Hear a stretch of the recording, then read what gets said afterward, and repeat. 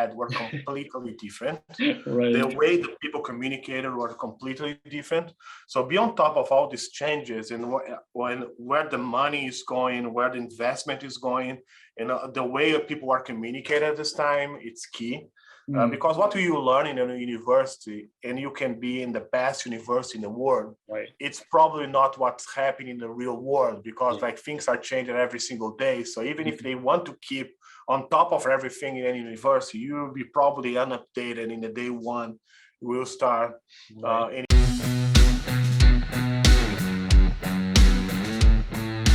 Hi everyone, and welcome back to the Sporting Global podcast. And today I'm here with Diogo, all the way from, I would say, in my defense, very warm Orlando. How's everything going? How are you? It's for us a freezing Orlando, and thanks for having me. I'm very excited to talk a little bit about what we do here with you. Absolutely. Well, as a Norwegian, I think every place is, warmer, warmer than here. But yeah, no, I can't imagine. I know you're Brazilian too. So where in Brazil are you from, by the way? Like, we didn't talk about that pre-podcast. I kind of just want to put that out there. Yeah, I'm from São Paulo, Brazil. Right. My family came from Europe after the war, but I grew up in São Paulo. I was born there. There you go. I mean, I heard, of course, it's a little bit warmer in Rio, but Sao Paulo is pretty good as well, as far as I understand. Yeah, no, the weather in Rio is much better than São Paulo, but São Paulo, I do think, for my taste, is a nicer city to live. More cosmopolitan. We have everything. Yeah. So I love to live in São Paulo, and I'm loving to live here in Central Florida too. That's awesome. Yeah, I heard São Paulo is more like of a business, kind of city and that kind of thing. But we're here obviously to talk about, your experience in the sport industry, a little bit about obviously what you're doing at Orlando City SC, and sort of like some tips and stuff that you have along the way. And I just wanted to kind of start first and foremost off with just take us a little bit through how your journey started in the sport industry. Just how did it all started, and lead us a little bit up to where you are today? Yeah, my journey with sports started when I tried to quit my job. Right. I was working for one of the biggest PR agencies in Brazil. Not very happy with what I was doing at that time. I was very corporative work. Right. I was not pretty happy. I wanted to change, and I went to talk to my boss. And I told him, hey, I want to quit. I'm too young to do what I'm doing here. If I don't change my life at this time, I would probably not having this facility of changing it as I'm having now. My life will change. I will get married. I will have kids, and I would never been able to do it in the way I can do it now. Yeah. And then he told me, hey, I don't think it's the best time to do it because we just closed a deal with a beverage company, and they will sponsor the Brazilian national team.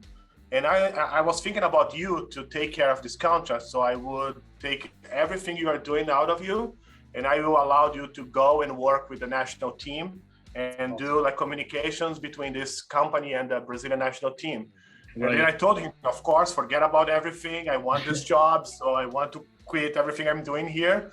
So I started in sports, quitting my own job and being rehired at the same time. And then I worked with the national team for a couple of years, for 4 years. Yeah.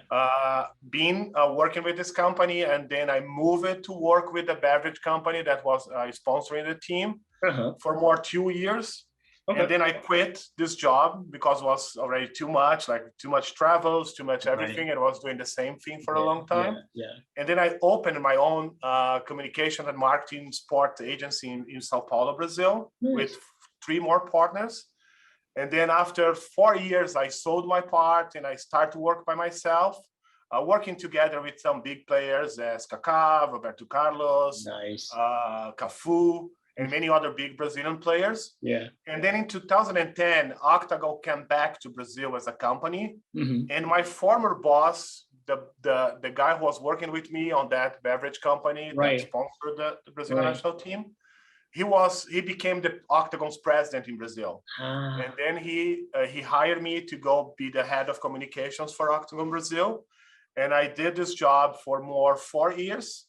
And then the Orlando City's project started at Octagon Brazil when our client wanted to invest in American soccer, and we helped him with the project. Mm-hmm. And then when like the project became a reality, my boss came to work here as a CAO at that time, Right. and he invited me to come with him at that time. Right. And then I came here when like we started playing in December 2014. Yeah. And now I'm here for like almost like more than 7 years now. What a story, though. I mean, like it's quite interesting, and again, like I always have like this saying that everything happens for a reason, and it's interesting, kind of like how you're just brought up that where like you're about to go out and then this contract comes in and it's just like puts you in the direction of kind of like where you wanted to go anyways, right? And yeah, it's quite interesting, to yeah, of course it was a very short way of telling the whole story, right, no, for sure, but yes, everything happened, like the little pieces here and there, of course. And I mean, like if we were going to go through everything, it would be a very long podcast. Sure, it would be a lot of cool stuff, but yeah, it's a very cool story, and we have to, of course, like touch a little bit upon your I guess entrepreneurial story when we're going a little bit further into the podcast. But obviously now you're the senior VP of communications at Orlando City SC, and I wanted to like just if you can lay down and break down a little bit of like what are some of your key responsibilities and tasks, then I think that would be great for those that are like, okay, well, what exactly does that entail? In our department here, we have 3 verticals. So I take care of the traditional PR, all the PR for both teams. So we have the Orlando City team and the Orlando Pride, who is our women's team. Yeah. Digital and content, and video production and broadcast. So we have 3 verticals in my team. Right. So we take care of the whole Orlando City TV, all the games we broadcast. It's below me too. Everything you see on social with our brand, we do it in home. So we don't hire third parties. Everything you see with our brand, it's been like we do here in our stadium with our crew. Yeah. And all the PR, and then the digital department for both teams. All the social media content we do in-house too. So it's awesome. A very busy day. Yeah. So with many different verticals and things happening around both clubs. Yeah. But it's very exciting because everything that happens with the team like comes to our department, and it's our job to get the fans excited about everything that's happening around the club. So it's a very cool job, a very busy job, and like it's nice to see how it grew through the time since we arrived here. Now with like after 7 years. I can't imagine. And obviously you talked a little about like just kind of like that you do everything in-house, which is obviously very demanding in a sense, but also gives you an essence of control. Could you tell a little bit about like why you guys decided to go sort of like in that in-house approach from your side? Because we saw it very quickly that no one else could do and talk to our fans in the way we do. So if you don't have one 24/7 approach, deeply knowing your fan and the difference between both fans, because the Orlando Pride, the Orlando City fans, they are completely different people, and the way they consume content, that would be impossible for us to outsource it. So it wouldn't look legit, it wouldn't look organic, and it would not be on brand with everything that we wanted for the club. Mm-hmm. So we are here in Orlando. It's it's an international city with many tourists. People who lives here, they came from many places around the globe. And what was missing here in Orlando was a team that could represent Orlando, not a team who represent what Orlando is well known. As the Magic does really well and doesn't have anything wrong with that. But they are the Magic, they are Disney. They want to sell and they want to engage with everything that's happening in Orlando. Our approach was to represent what Orlando really is.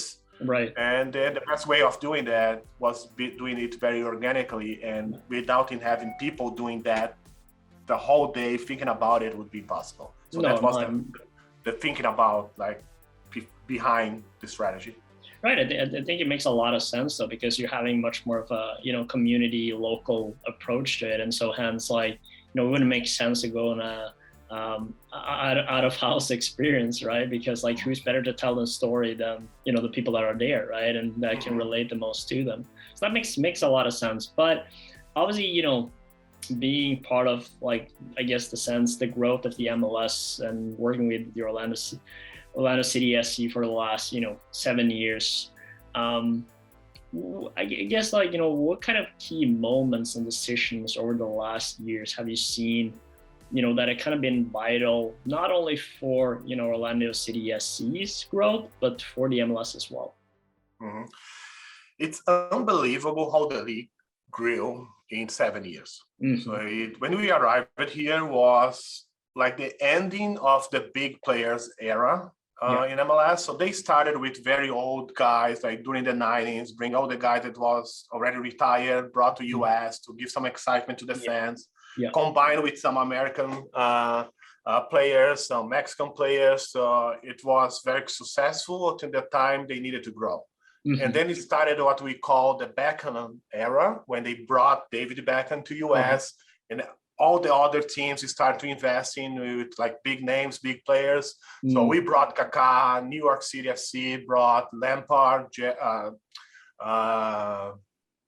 the Spanish guy, like I don't remember his name. Like Gerrard came to the Galaxy, and Pirlo went to New York City FC. With David Villa is the guy who New York City FC brought to a couple of years ago. So they. And it was already again very successful era when the MLS grew a lot and grow around the globe, became famous around the globe too, and around US. So the fan base grew too. And then we started this era when we started to invest in academy players. Mm-hmm. So like huge investment in every single academy, in every single team. And starting to bring young prospects from South America and from different parts of the globe. Right. And now we are more organically growing and starting to selling players to Europe too. So it's unbelievable how the investment and the league grew in a very short amount of time. Mm-hmm. And now we are already one of the biggest leagues in the world. And we have so much space to grow inside US and inside the globe that I'm pretty sure that probably after the second FIFA World Cup that we will host here in 2026, MLS will be already one of the biggest leagues in the globe for sure. It's a very interesting, timeline ahead, and also you were talking about, the different kind of stages and where you are kind of like now, and I guess how would you say that has impacted, Orlando City's and your job in sort of going through these kind of stages and making sure that that the communication is aligned in terms of who you want to represent in terms of the local community, and also making sure that we get that global touch that the MLS is trying to bring out here. Yeah, the beauty of working in this environment here is we don't have the political component. So we have owners. The league belongs to the owners. Right. So everything we can do here, it's with a long time strategy. Right. So this, everything that happened in the past and everything that will happen in the future, we already know. We can control it. Of course, here and there is new things that pops up. Every single league, in this sense, is the same. But here in MLS, as we don't have any political component, and the owners will normally stay with the club for a very long time, if not forever, we can think about the strategies for 1 year, 3 years, 5 years, and 10 years. Mm-hmm. So that's why we can have these eras when we grow organically, the whole league, and we are moving forward in a very combined and in a league way. That's not very likely to happen in different markets, because with the political component, we are always trying to survive and stay in your own job. So the election comes, if they change the president, they will probably change you too. So people don't think with that long range. And I do think the beauty of having a league like MLS is the possibility of the teams and every single department of every single teams can think about long-time strategy. So that's why I think that the success of the league, it's majorly because of it. Right. I think that makes a lot of sense. I guess one of the key challenges though that I guess the MLS or that is being, I guess, in a sense, mentioned a lot outside is sort of like the aspect of, you know, increasing the amount of teams in the MLS like too fast and too many at once. How I guess like, you know, what is your take on this and sort of like obviously I guess like it I understand like, you know, it's a synced strategy, we're all on the same page here and sort of like where we want to go, but how do you see sort of like that, I guess, impacting your job as well in your role? Yeah, I really don't see it as a problem. I think there is an opportunity here in US Yeah. where so many cities with so many good ownership groups Hmm. wanting to have like to invest in sports and investing in soccer. Why don't take advantage and grow it locally? Then allow those people investing abroad. Yeah. It's happening. So Americans are buying club all around the globe. They are very excited about the game. They are seeing the value of the game. So everybody knew when the biggest sports in the world hit the biggest market in the world, it would become something great. And I do think that MLS is just trying to take advantage of it and grow as fast as it can, like with the resources that are available now. So, but if you check, so all the projects are very well done. Uh-huh. It's very like MLS had some struggles in the past with new franchise that weren't successful, even closing. So you're not seeing that for a long time. So every single project that games are being successful. So I think it's proven that they were right, and they are just taking that it was fast because the resources were available. Right, but I think that's a valid point, though. I mean, like you already touched upon sort of like the market size that lays there and the potential, you know, that soccer and the MLS has in the US with like their audience and things coming up. So I'm sure MLS has learned a lot of, you know, good and valuable steps, you know, along the way on like, you know, making sure that, you know, the regulations and the processes of, you know, becoming an MLS teams, you know, are well, you know, contained. But I wanted to go a little bit back, I guess, in a sense, from your time at, you know, Octagon, your time, you know, being like more entrepreneurial, having your own company and going through these stages. And what were some of like the lessons that you know, learned during that process that you brought with you into your role at Orlando City SC? I was fortunate enough to start my sports career working at a very high level with the national team. So I could see what like high level soccer was at very young age. And I was so fortunate enough to working with people, not clubs in the beginning. So I worked with the players majority of the time with big players. And I could understand what takes to make a good team and what takes to what's this game is about. So it's about the people who does the game. So that my best lesson I could take to my whole career is like understanding the players, understanding what they do, understand how they live. It's extremely important on how we will communicate it to the fans, because at the end of the day, the fans, they engage with the players. They engage with the clubs, the traditional clubs. Of course, when you grew up in an environment where there is a very like important club, it's part of your own culture too. But the majority of the time, so you connect with the guys, we will connect with the players. So I do think my best lesson was since the beginning, being able to understand them and how they engage and communicate it to the fans. And when the fans got this message, for me was pretty easy to do the connections, build engagement, and grow the clubs. So that was my big lesson since the beginning. I think that's a really valid point that you're bringing up too. Is like, you know, at the end of the day, your biggest resource, and especially looking at it from a club level, is the players, right? Because that's what the fans are, you know, wants to see and wants to communicate with. And I guess like, you know, true, you know, your 7 years as well at Orlando, like obviously technology has, you know, changed a lot. And I guess like, you know, what are some of the ways that, you know, you have been, you know, utilizing this new technology alongside with, you know, making sure that you are telling that, the best player story for your community, and building that sort of like attachment, and understanding that, okay, here's the best way we can, help the players, but also like making sure that the fans around it, get what they want. Mhm. I think the best way of leading people nowadays is to listen to them. Right. And as we have a very young crew here with our team, I learn a lot with them every single day, and learning how to be on top of everything that's happening in the world, because they work for us. They are young people. If they wouldn't been working for us, they would be our fans. Yeah. I have 4 kids myself, so I have my folks group inside my house too, where I can learn how young people deal with technology. So you have to know that you don't know anything to be in my job. So it's like every single day is completely different. Everything changes in the world very quickly.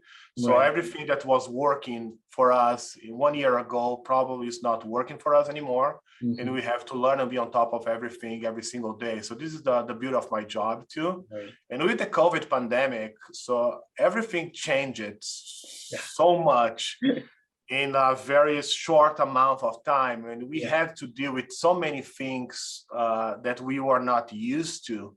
Right. That I do think the whole world learned how to do things differently in a very fast way. This is our job since the beginning. So we always had to learn how to do things in a different way since the beginning. So I do think being a leader for this organization and in this business, soccer, any sports around the world, is having this mindset that you know nothing. Like what you know today, you have to learn a different thing for tomorrow. Otherwise, you'll be unupdated and you won't be doing your job in the best way.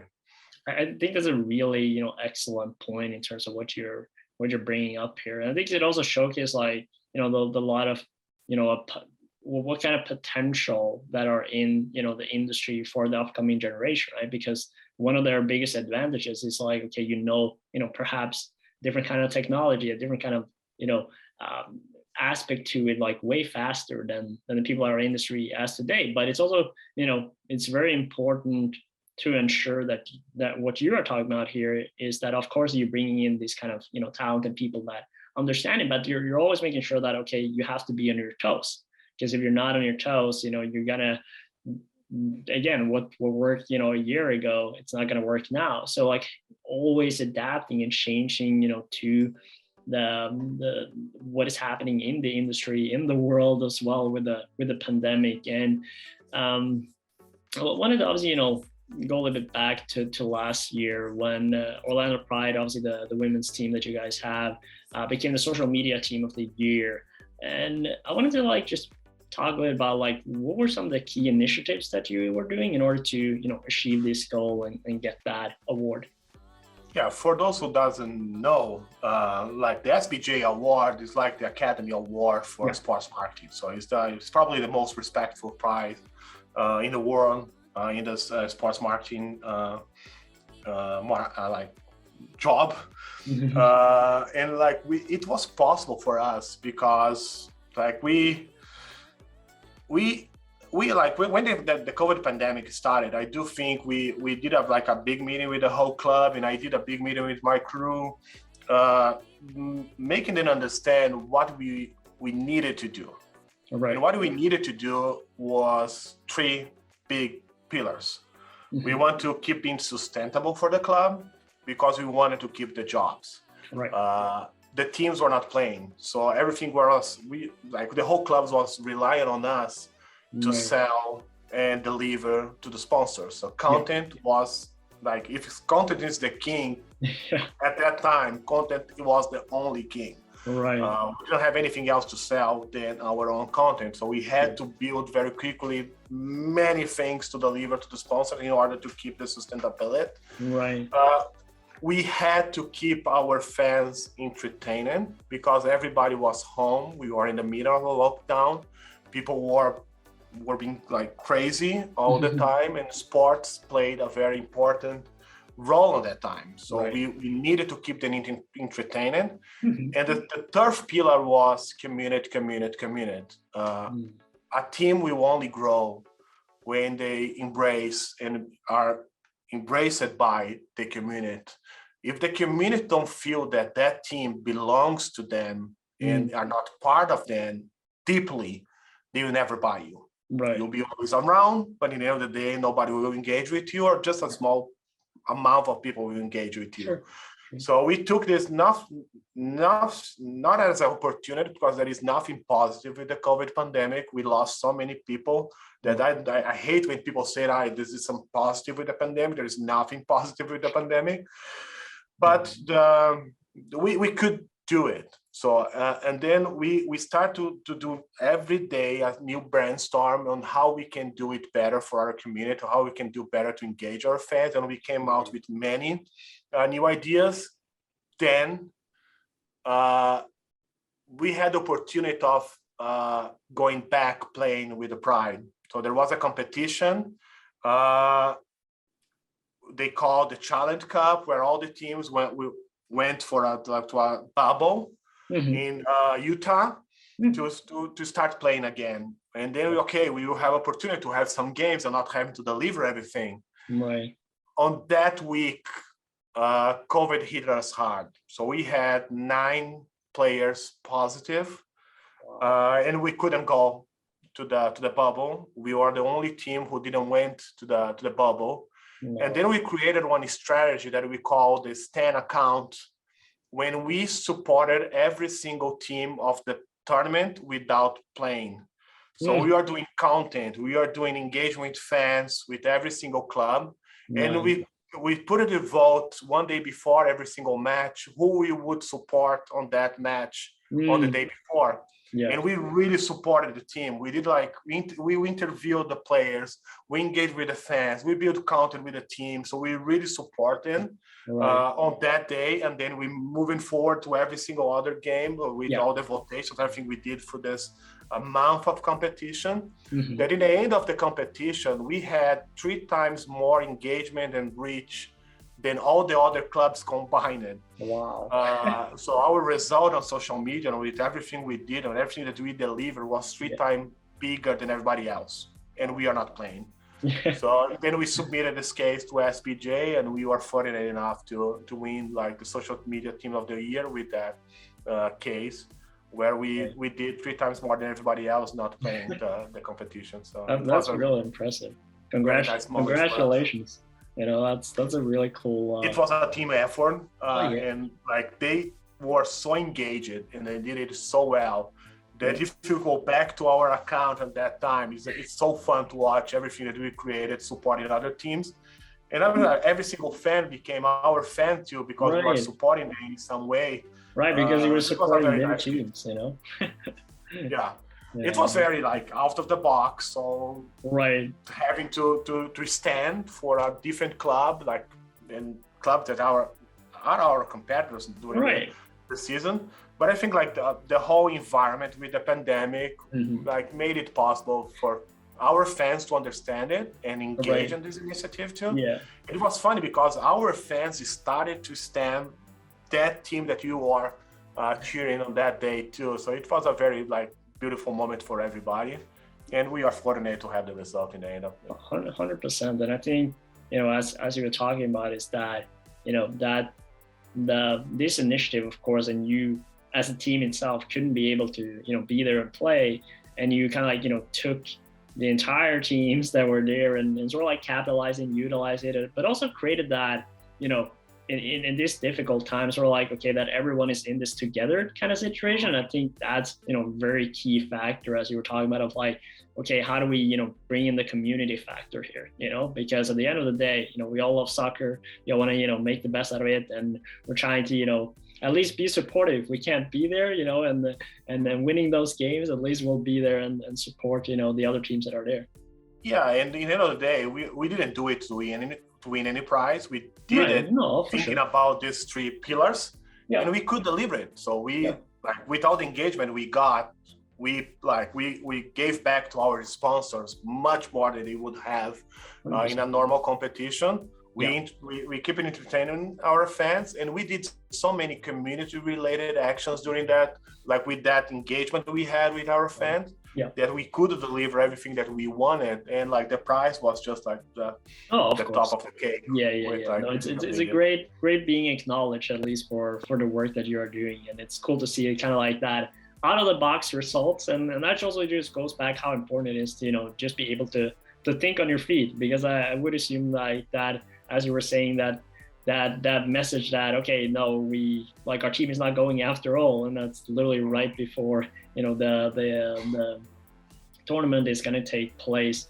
And I wanted to just, I guess, in a sense, when we're here starting to sort of like wrap up a little bit, I wanted to just, if you could lay down and break down a little bit some of the, tips that you have, for students, looking for a career in the sport industry and, perhaps working for an MLS team one day. And I wanted to, maybe divide it into two where obviously, just from a general level, what kind of tips do you have? And for those after, kind of like, if you want to go more for communication, PR, social media kind of route, what sort of like key things should they focus on? I think like to work with sports, you have, first of all, you need to deeply love sports. Right. You have to be a sports person. You don't have to be good in any sports. I'm not good in any sports, but you have to love like the game to be able to pay what it takes to work in this marketing. It's not an easy job, 100%. And you have to really love it to enjoy it and to give your best to it. I have to be like every single job is the same and on this stage, but you have to keep learning forever.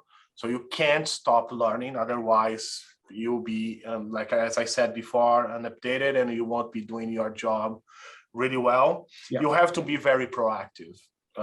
So you have to work a lot. You have to be on top of everything. You have to run the extra mile. It's a very competitive environment. Absolutely. And people really appreciate it, and build your network. Right. This is one of the most important since the beginning. So it's not because you are in the best university. It's not because you have the best resources. It's not because you were born in a country with many sports clubs that you will succeed. You will succeed because you will work hard and you will meet people, and people will know as talented you are and as hard worker you are. And then we will grow through this network because everybody knows each other in the sports world. Right. And it's extremely important to anybody who wants to move and work with sports, or in a university and wants to start like building your network and like having your own like personal brand. It's extremely important, this business. For sure. No, it's some really good advice you're bringing up here, and so like some valid points of like how hard it is, what it takes, and like what are some of the steps that you have to do.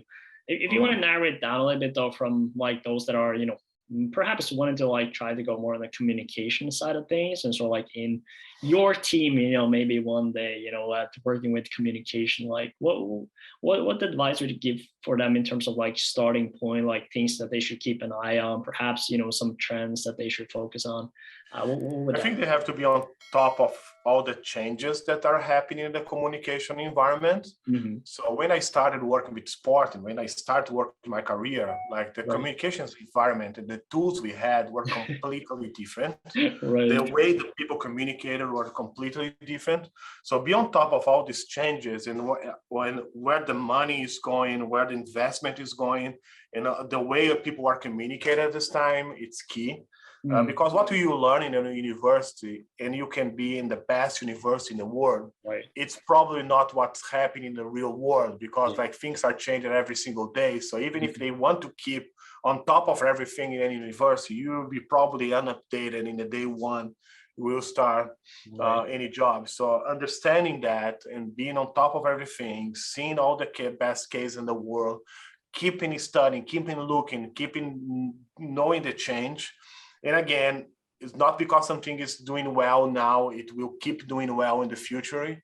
It's very important. So talk to people younger than you, keep on like seeing how people communicate, because like what we do is just sending this message to this person. If we don't do how people engage, you won't be able to do this simple task that's sending this message to this person. It's just being updated the whole time, and like I think this is the best way of like keeping doing what we do here. And like being like it's as I said in the beginning too, it's a people's job. Right. So knowing people, liking people, engaging with people, this is what we do here. When we love what you do and when you love how to engage people, communicating with them, is like there is so many different ways of doing that. But if you know really what it takes to people engage with something, it's easy to just connect the new tools on it.